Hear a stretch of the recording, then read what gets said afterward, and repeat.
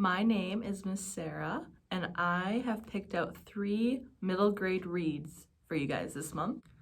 The first book I picked out is called The Vanderbeekers of 141st Street by Karina Yan Glazer.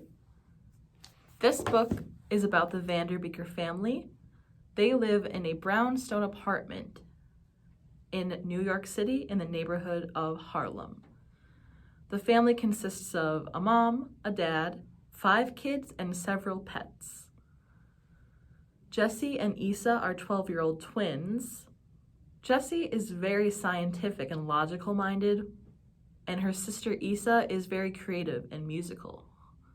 The next kid in line is Oliver. He is 9 years old. He really loves to read, and he's the only boy in his family besides his dad.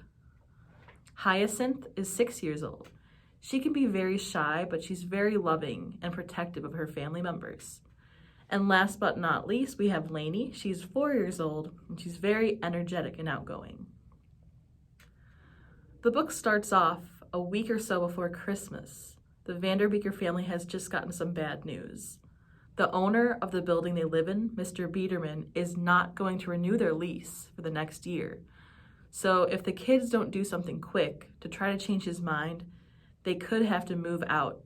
Jessie, Issa, Oliver, Hyacinth, and Lainey work together throughout the book to try to devise a plan. Through the story, we see that the kids start learning more about themselves, their neighborhood, their neighbors, and even Mr. Biederman. This book is very heartwarming and has some great funny moments as well.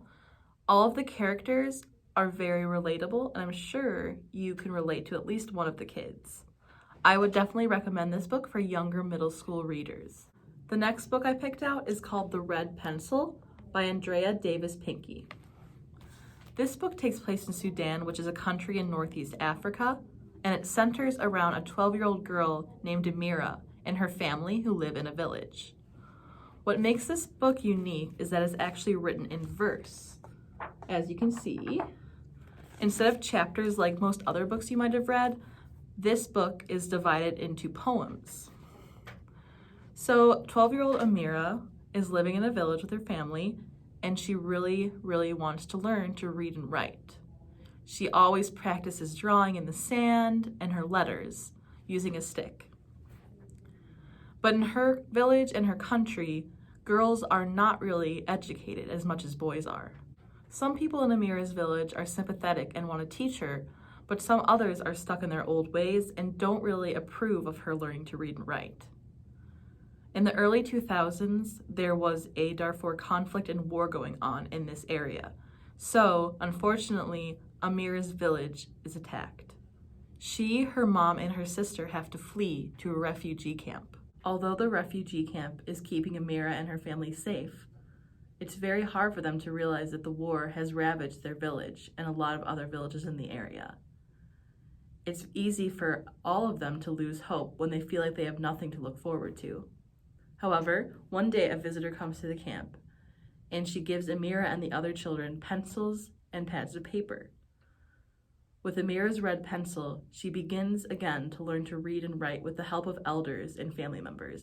By practicing her words and letters every day, Amira eventually gets to realize her ultimate dream, which is to go to school.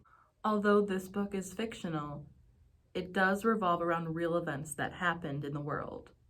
There are some sad and scary moments in this book, but the ultimate message of it is a message of hope. I would definitely recommend this book for older middle grade readers.